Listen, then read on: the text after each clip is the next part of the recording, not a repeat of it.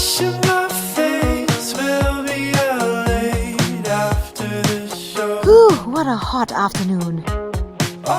Something cooling and refreshing for lunch would be perfect. Roughly cut up tomatoes, cucumber, capsicum, a tiny bit of shallot and garlic, and throw everything into the blender.